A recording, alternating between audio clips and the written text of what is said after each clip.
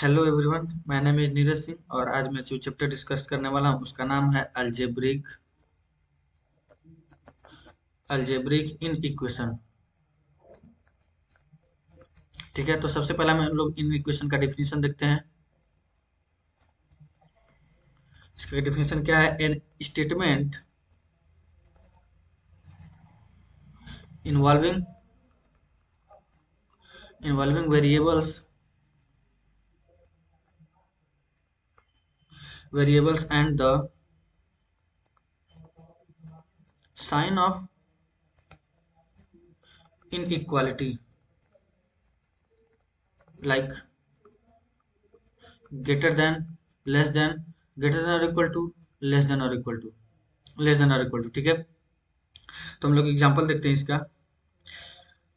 2x+3 is greater then 0। इसमें देखिए x एक वेरिएबल है और ये यहाँ पे मैं लिखा हूँ वेरिएबल्स s जोड़ा हूँ, तो इसमें मोर देन वन वेरिएबल भी हो सकता है। ठीक है, वन वेरिएबल भी हो सकता है, टू वेरिएबल भी हो सकता है, थ्री वेरिएबल भी हो सकता है। इसमें एक ही वेरिएबल है तो this is an example of this is an example of in equation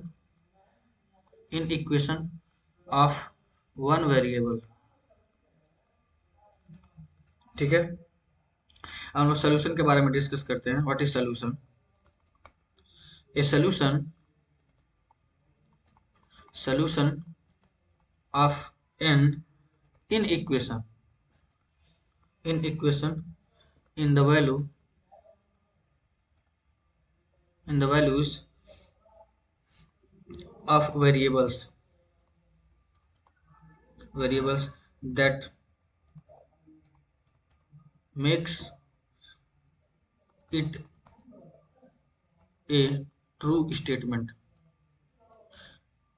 अब स्टेटमेंट देखिए क्या होता है। स्टेटमेंट मैं बताता हूँ। स्टेटमेंट वो एन एजर्टिव और डिक्लेरेटिव सेंटेंस होता है जो तो या तो ट्रू होगा या फॉल्स होगा, लेकिन दोनों हमेशा एक ही साथ नहीं होगा। इसका मतलब ये है कि वो स्टेटमेंट ट्रू या फॉल्स दोनों नहीं हो सकता, या तो ट्रू होगा या फॉल्स होगा। ठीक है, अब हम लोग उसके इन इक्वेशन को कैसे सॉल्व करते हैं, रूल के बारे में डिस्कस कर लेते हैं। रूल वन है एड और subtract same number in in equation without changing the sign of in equation। इसका मतलब क्या है? जैसे मान लीजिए कहीं लिखा है 3 इज ग्रेटर देन 2, तो मैं दोनों साइड अगर 5 ऐड कर दे रहा हूँ तो 3 + 5, ये साइन हमेशा ये साइन चेंज नहीं होना चाहिए, क्योंकि मैं दोनों साइड में 5 ऐड कर रहा हूँ ना, तो 2 + 5 देखिए, तो इधर कितना हो जाएगा? 8 इज ग्रेटर देन 7, जो ऑब्वियस सी बात है 8 ग्रेटर देन 7 होता है। सिमिलरली हम सब्ट्रैक्ट भी कर सकते हैं, तो उसमें साइन ऑफ इनइक्वालिटी चेंज नहीं होगी। तो रूल 2 देखिए मैं बताता हूँ। We can multiply divide by a number, multiply and divide by a number in the in equation and keep the sign of in equation same as original one. इसका क्या मतलब है? हम लोग एक पॉजिटिव नंबर से मल्टीप्लाई डिवाइड कर सकते हैं इन इक्वेशन में, लेकिन उसका साइन ऑफ इनइक्वालिटी क्या होना चाहिए? सेम होना चाहिए। एग्जांपल के तौर पर मैं बता रहा हूँ। जैसे मान लीजिए लिखा है 3 इज ग्रेटर देन 2, लास्ट वाला एग्जांपल ले रहा हूँ। अगर मैं दोनों साइड मान लीजिए 3 से डिवाइड कर देता हूँ, तो 3 divided by 3 is greater then 2/3। इधर कितना हो जाएगा? 1 इज ग्रेटर देन 2/3। ठीक है, और 1 इज ग्रेटर देन 2/3 ये 0.666। ठीक है, तो ऑब्वियस सी बात है 1 ग्रेटर होता है, तो और यहाँ पे साइन इक्वालिटी चेंज नहीं होगा, तभी तो हम जो लोग रूल 2 है फॉलो होगा। ठीक है, और मैं तीसरा रूल देखता हूँ, थर्ड रूल। और देखिए एक बात और बता देता हूँ। अगर जैसे मान लीजिए मैं इसी एग्जांपल को लेकर के कर रहा हूँ और मैं नेगेटिव नंबर से मल्टीप्लाई करता हूँ, जैसे मान लीजिए -2 इधर इसी को एग्जांपल ले रहा हूँ, 3 इज ग्रेटर देन 2, -1 से मतलब मल्टीप्लाई कर रहा हूँ मान लीजिए, तो साइन इनइक्वालिटी चेंज हो जाएगी।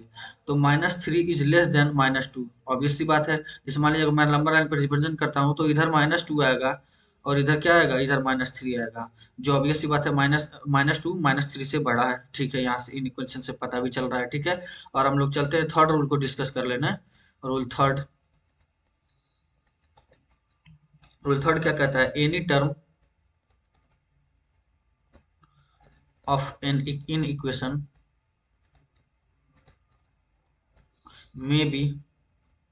may be taken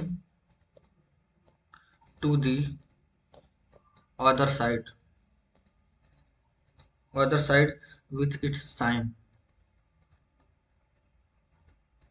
changed without changed without affecting the affecting affecting the sign of inequality।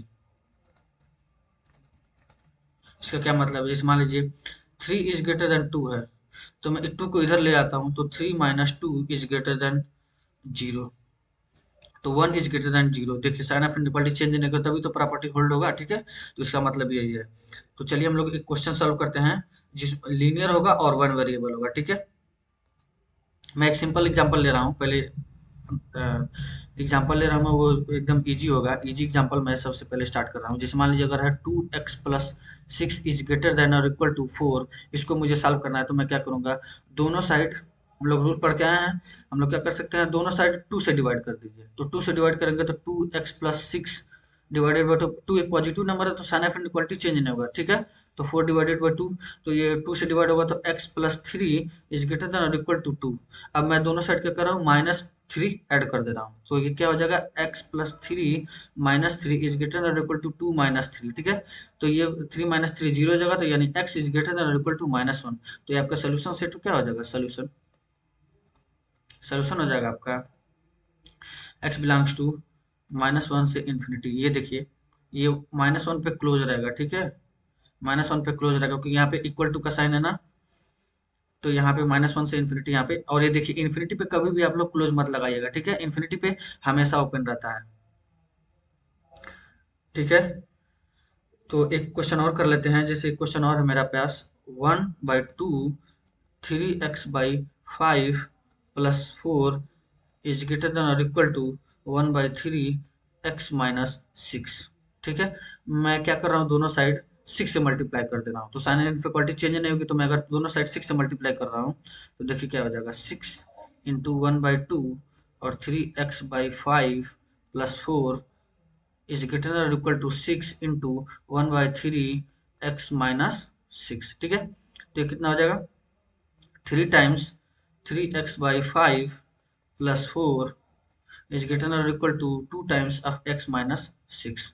तो ये हो जाएगा 9x/5 plus 12 is greater than और equal to 2x minus 12।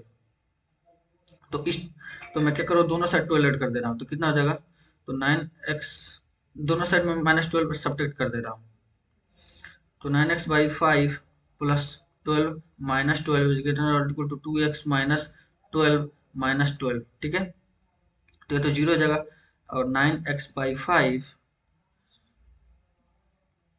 Plus 0 is greater और इक्वल टू 2x माइनस 24।